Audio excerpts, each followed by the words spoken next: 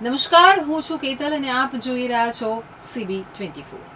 દર વર્ષે 7મી મે વિશ્વ એથ્લેટિક્સ દિવસની ઉજવણી કરવામાં આવે છે। તો ગુજરાતમાં ખેલ મહાકુંભ પહેલ હેઠળ આયોજિત થતી એથ્લેટિક્સ સ્પર્ધા પણ આ જ વિઝનને સાકાર કરી રહી છે। ગુજરાતના યુવાનો આજે રમતગમત ક્ષેત્રે રાજ્યનું નામ રોશન કરી રહ્યા છે અને સ્પોર્ટ્સને પ્રોફેશન બનાવી રહ્યા છે।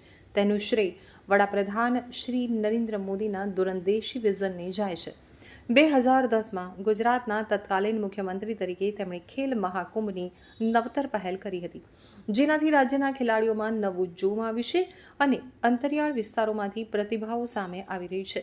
ઉલ્લેખનીય છે કે દર વર્ષે 7મી મે વિશ્વ એથ્લેટિક્સ દિવસની ઉજવણી કરવામાં આવે છે, જેનો મુખ્ય ઉદ્દેશ્ય યુવાનોમાં ફિટનેસ, શિસ્ત અને રમતગમત પ્રત્યે જાગૃતિ લાવવાનો છે।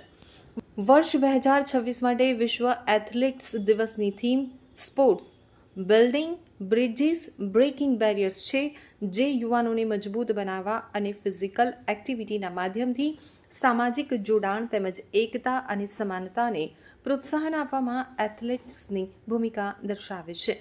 એથ્લેટિક્સને બેઝિક ઓફ ઓલ સ્પોર્ટ્સ કહેવાય છે, એટલે કે તે તમામ રમતોનો આધાર છે। ગુજરાતમાં ખેલ મહાકુંભ પહેલ હેઠળ આયોજિત થતી એથ્લેટિક્સ સ્પર્ધા પણ આ જ વિઝનને સાકાર કરી રહી છે। આ પહેલના માધ્યમથી ગ્રામ્ય કક્ષાથી રાજ્ય કક્ષા સુધીના ખેલાડીઓને પોતાની પ્રતિભા દેખાડવાનું મંચ મળી રહ્યું છે।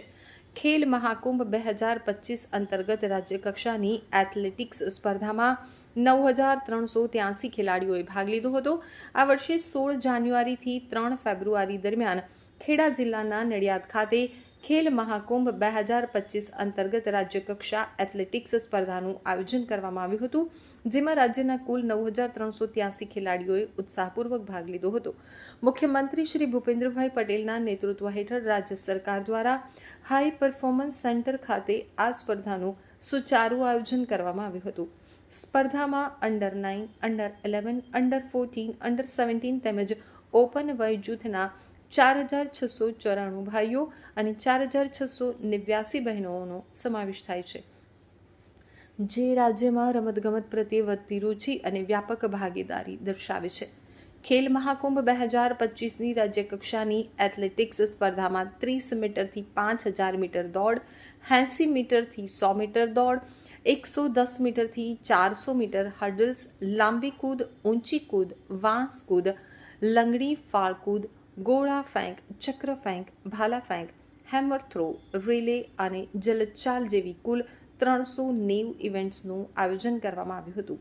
આ સ્પર્ધામાં ઉત્તમ પ્રદર્શન કરનાર ખેલાડીઓને મેડલ અને ટ્રેકસૂટ એનાયત કરી પ્રોત્સાહિત કરવામાં આવ્યા હતા।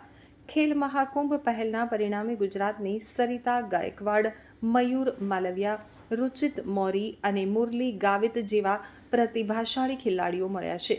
ડાંગની ગોલ્ડન ગર્લ સરિતા ગાયકવાડે એશિયન ગેમ્સ 2018માં મહિલા 4x400 મીટર રિલેમાં ગોલ્ડ મેડલ જીત્યો હતો, જ્યારે મુરલી ગાવિતે 2019ની એશિયન એથ્લેટિક્સ ચેમ્પિયનશિપમાં પુરુષોની 10,000 મીટર સ્પર્ધામાં બ્રોન્ઝ મેડલ મેળવી રાજ્યનું નામ આંતરરાષ્ટ્રીય સ્તરે રોશન કર્યું છે। તો ગુજરાત સરકાર આવા પ્રતિભાશાળી ખેલાડીઓને પ્રોત્સાહન આપી રાજ્યને રમતગમતમાં અગ્રેસર બનાવવા પ્રતિબદ્ધ છે।